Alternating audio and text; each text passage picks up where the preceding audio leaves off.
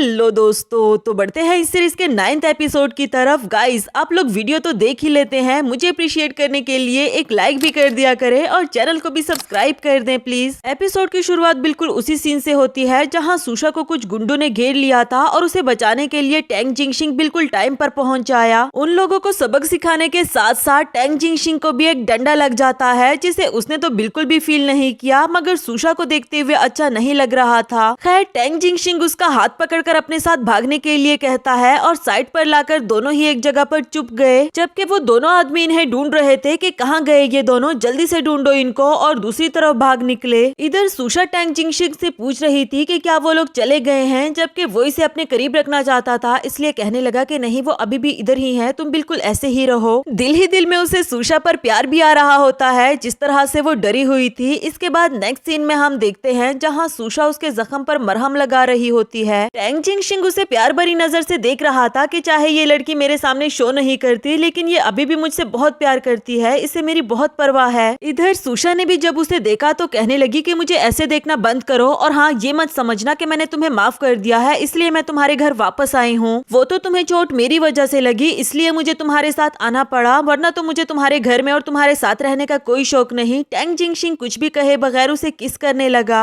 सुशा गुस्से में पूछती है कि ये तुम कर क्या रहे हो, क्या तुम्हें लगता है कि अगर तुम इस तरह की हरकतें करोगे तो मैं तुम्हें माफ कर दूंगी? और टैंग जिंगशिंग बोला कि तुम्हें क्या लगता है ये वाला तरीका काम करेगा? इस पर उसने कोई भी जवाब नहीं दिया और उठते हुए जाने लगी कि मैं अपने घर जा रही हूँ, जबकि टैंग जिंगशिंग ने उसका हाथ पकड़कर रोक लिया कि अभी मत जाओ, काफी देर हो चुकी है। मगर वो फिर भी जाने की जिद कर रही थी और जबरदस्ती उससे अपना हाथ छुड़ा देती है। अब इधर टैंग जिंगशिंग ने भी नाटक करना शुरू कर दिया कि उसे हाथ में पेन हो रहा है। कहने लगा कि ठीक है, जाओ तुम, छोटी सी चोट ही तो लगी है, मैं अपने आप को खुद संभाल लूंगा, वैसे भी मेरा यहाँ पर कोई नहीं है। उसका ये इमोशनल ड्रामा देखने के बाद फाइनली सुशा भी वहाँ पर रुकने के लिए राजी हो गई थी कि अच्छा अच्छा ठीक है, तुम भी टाइम से सो जाना, मैं अपने पुराने रूम में सोने के लिए जा रही हूँ, जो कहकर वो वहाँ से चली गई। इधर टैंग जिंगशिंग भी काफी ज्यादा खुश हो रहा होता है क्योंकि वो उसे रोकने के अपने मकसद में कामयाब हो गया। नेक्स्ट सीन आधी रात का दिखाया गया जहाँ सुशा को भूख लगी हुई थी और वो फ्रिज में से कुछ लेने के लिए आई होती है। फिर जैसे ही वो पीछे की तरफ मुड़ी तो टैंग जिंगशिंग भी उसके पीछे आ खड़ा हुआ, इसकी तरफ बढ़ते हुए इसे फ्रिज के साथ लगा देता है, जबकि सुशा बोली कि ये तुम कर क्या रहे हो? वो बोला कि कुछ भी नहीं, मुझे बस भूख लगी हुई थी, कुछ खाने को लेने आया हूँ। उसके मुंह में से ब्रेड को पकड़ लेता है, जबकि सुशा उसे डांट रही थी कि ये कौन सा तरीका है, साइड पर हटो, जाने दो मुझे। जबकि टैंग जिंगशिंग उसके मुंह से ब्रेड हटा देता है और कहने लगा कि मुझे सच में ही भूख लगी है, जो कहकर वो उसे किस करने लगता है। सुशा उसे रोकना चाह रही थी मगर इसमें वो कामयाब नहीं हो पाई और इसके बाद हम देखते हैं कि दोनों ने रात साथ में स्पेंड की। टैंग जिंगशिंग की जब आंख खुली तो उसने देखा कि सुशा उसके साथ नहीं थी, जबकि वो दूसरी तरफ ऑफिस में जाने के लिए तैयार हो रही होती है। टैंग जिंगशिंग भी उसे आकर हक करने लगा। ये उसे खुद से दूर रहने के लिए कहती है कि बिहेव योरसेल्फ, मैंने अभी तक तुम्हें माफ नहीं किया। और वो बोला कि तुम कितनी जालिम इंसान हो, रात भी तो हम दोनों ने साथ में स्पेंड की और अब तुम कितना डिफरेंट बिहेव कर रही हो।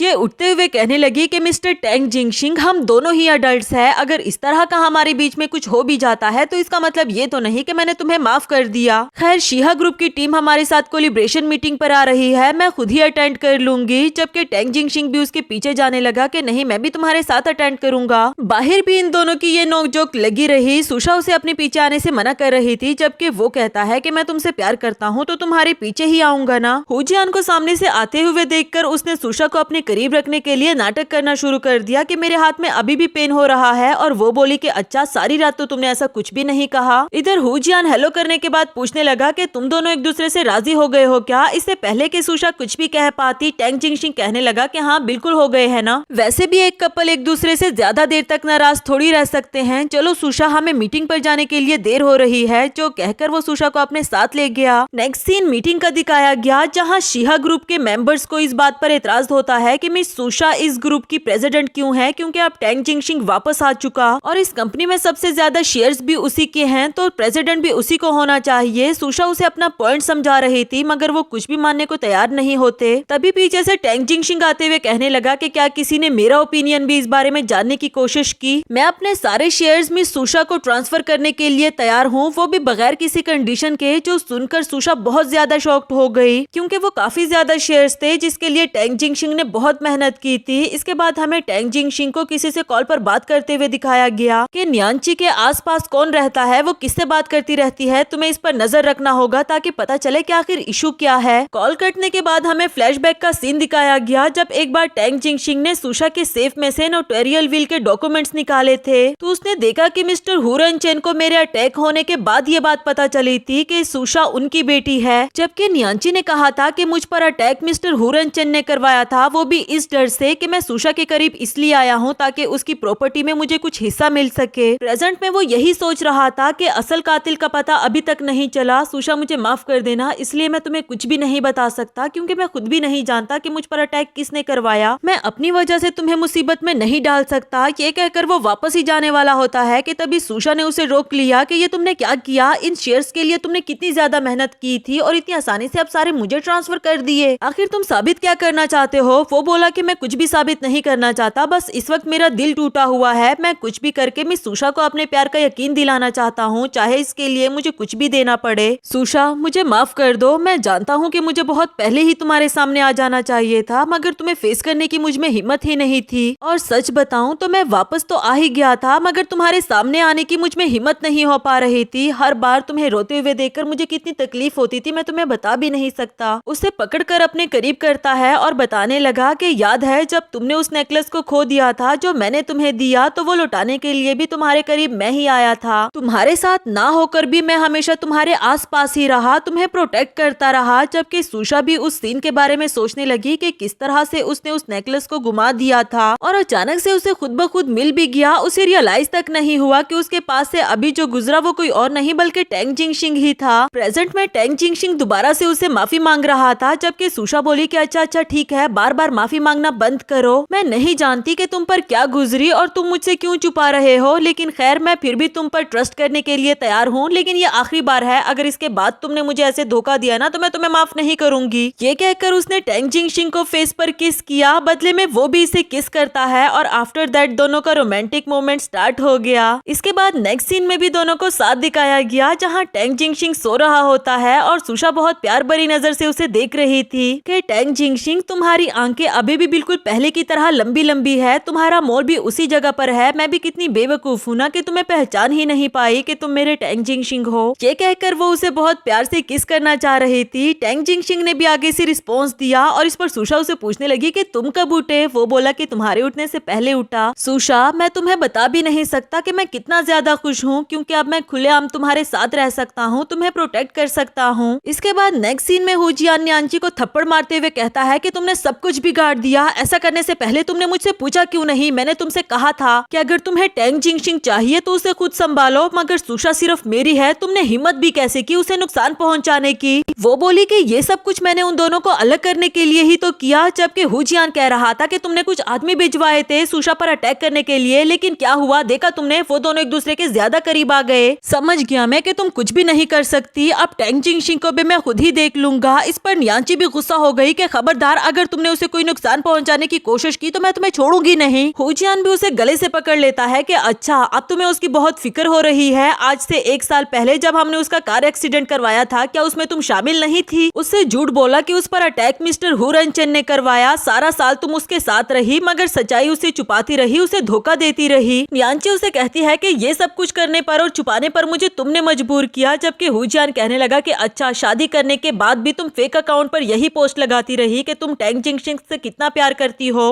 वैसे तुम खुद सोचो कि अगर टैंग जिंगशिंग को पता चलेगा कि उसके साथ जो कुछ भी हुआ उसके पीछे मास्टरमाइंड उसकी प्यारी सी बहन का था, तो उसे कैसा लगेगा? न्यांची बोली कि हुजियान, जो कुछ भी किया उसमें हम दोनों इन्वॉल्व थे। अगर तुमने सिर्फ मुझे एक्सपोज करने की कोशिश की तो अच्छा नहीं होगा। खैर हुजियान तो वहाँ से चला जाता है, जबकि इधर न्यांची को काफी ज्यादा गुस्सा आ रहा था कि सुशा, आज मैं जिस मकाम पर भी पहुंची हूँ ये सिर्फ तुम्हारी वजह से पहुंची हूँ। तुम वन माओ ग्रुप को प्रोटेक्ट करना चाहती हो ना, लेकिन मैं ऐसा कभी भी होने नहीं दूंगी। जिसके बाद वो शिहा ग्रुप के किसी मेंबर को कॉल करती है और उसे कहने लगी कि जितने ज्यादा शेयर्स हो सके खरीदो। इसके बाद नेक्स्ट सीन आधी रात का दिखाया गया। टैंग जिंगशिंग को कुछ वॉइस मैसेजेस रिसीव हुए जिसे वो खामोशी के साथ सुन लेता है और ऐसा लग रहा था कि कोई बुरी खबर है। धीरे से सुशा को साइड पर लेटा दिया और फिर जल्दी जल्दी में वहाँ से निकल आया था। आफ्टर दैट वो एक जगह पर पहुंच आया था जहाँ पर कोई भी नहीं होता। तभी उसने न्यांची को पड़े हुए देखा तो फौरन से उसके पास आकर पूछने लगा कि सिस्टर न्यांची, तुम ठीक हो ना? जबकि वो आगे से कोई भी रिस्पॉन्स नहीं करती, ऐसा लग रहा था कि वो अनकॉन्शियस है। मगर थोड़ी ही देर में टैंग जिंगशिंग को रियलाइज हुआ कि उसके सर में से खून बह रहा है, यानी कि उसे चोट लगी है। और तभी न्यांची को भी होश आया। उसे देखकर कहने लगी कि टैंग जिंगशिंग। साथ ही हमें फ्लैशबैक का सीन दिखाया गया जहां न्यांची अपनी हायर स्टडीज के लिए अब्रॉड जाना चाहती थी। उसकी मॉम ने उसे मना भी किया था कि देखो हम इतनी अमीर नहीं और ना ही हम इतना एक्सपेंस बेयर कर सकते हैं। वो बोली कि मॉम टैंग जिंगशिंग भी तो जा रहा है। और मॉम ने बताया क्योंकि वो अमीर फैमिली से है, वो लोग स्टडी का एक्सपेंस बेयर कर सकता है जबकि हम नहीं कर सकते। इसके बावजूद भी वो घर छोड़कर अब्रॉड चली गई। प्रेजेंट में वो और कुछ भी नहीं कह पाई और बेहोश हो जाती है, जबकि टैंग जिंगशिंग उठाते हुए उसे हॉस्पिटल ले जाने लगा। दूसरी तरफ सुशा को दिखाया गया, उसे आधी रात में जाग आ जाती है और उसने देखा कि टैंग जिंगशिंग उसके पास नहीं है। उसने इधर उधर भी देखा मगर वो कहीं पर नजर नहीं आया। तो आखिरकार वो टैंग जिंगशिंग को कॉल कर देती है। कॉल पर उसने बताया कि मेरी यूएस वाली कंपनी में अचानक से कुछ क्राइसिस स्टार्ट हो गए हैं, जिसे टाइम पर रिजोल्व करने के लिए मुझे यूएस जाना होगा। तुम फिक्र नहीं करो, मैं जल्दी ही वापस आ जाऊंगा। कॉल कटने के बाद सुशा सोच रही थी कि टैंग जिंगशिंग की यूएस में भी एक कंपनी है, पता नहीं वो मुझसे कितना कुछ छुपा रहा है। वो बिल्कुल भी पहले की तरह नहीं रहा। पहले तो वो मुझे सब कुछ बताता था मगर अब वो मुझसे बहुत कुछ छुपा रहा है। जबकि दूसरी तरफ टैंग जिंगशिंग सीक्रेटली न्यांची को हॉस्पिटल पहुंचाना चाहता था। अगली सुबह हु जियान ने सुशा को सोशल मीडिया पर दिखाया कि न्यांची एक बार में मरी हुई पाई गई है। उसके मर्डर का इल्जाम टैंग जिंगशिंग पर आया है। पुलिस उसे हर तरफ ढूंढ रही है। असल में सीसीटीवी कैमरास में उसे देखा गया था न्यांची को उठाते हुए और अपने कार में बिठाते हुए। सुशा को यकीन नहीं आ रहा था। वो कहती है कि नहीं, ऐसा नहीं हो सकता। उसने मुझे खुद बताया कि वो यूएस जा रहा है अपने किसी बिजनेस के काम की वजह से। खैर मैं एजेंसी से कंफर्म करती हूँ कि क्या उसने कल रात यूएस जाने के लिए टिकट ली, इस तरह मैं उसे इनोसेंस प्रूफ कर सकती हूँ। जो कहकर वो फौरन से एजेंसी को कॉल कर देती है। उनसे बात करने के बाद इसे पता चला कि इस बार भी टैंग जिंगशिंग ने मुझसे झूठ बोला। वो काफी ज्यादा सैड हो गई और हु जियान से कहने लगी कि उसने कोई टिकट नहीं बुक कराई, वो यूएस गया ही नहीं। जबकि हु जियान तो यही सुनना चाहता था। इसके बाद नेक्स्ट सीन में जब उसने खुद भी लैपटॉप पर ओपन करके देखा तो टैंग जिंगशिंग को मर्डर कहा जा रहा होता है। सिर्फ यही नहीं बल्कि वान माओ ग्रुप पर भी काफी ज्यादा इम्पैक्ट आ चुका था क्योंकि टैंग जिंगशिंग उसका हिस्सा है। अब शेयर होल्डर्स अपनी शेयर्स लेकर दूसरे कंपनीज में ट्रांसफर करने लगे। सेक्रेटरी ने इसे कॉल करके बताया कि हालात हमारे कंट्रोल से बाहर होते जा रहे हैं, हम किसी भी चीज पर कंट्रोल नहीं कर पा रहे, जिसकी वजह से सुशा और भी ज्यादा परेशान हो गई कि अब हमें क्या करना चाहिए। सेक्रेटरी ने एक आइडिया भी दिया कि क्यों ना शेयर्स इक्वलिटी के लिए हम चेयरमैन हु जियान से बात करें क्योंकि इस वक्त सिर्फ वही हमारी मदद कर सकता है।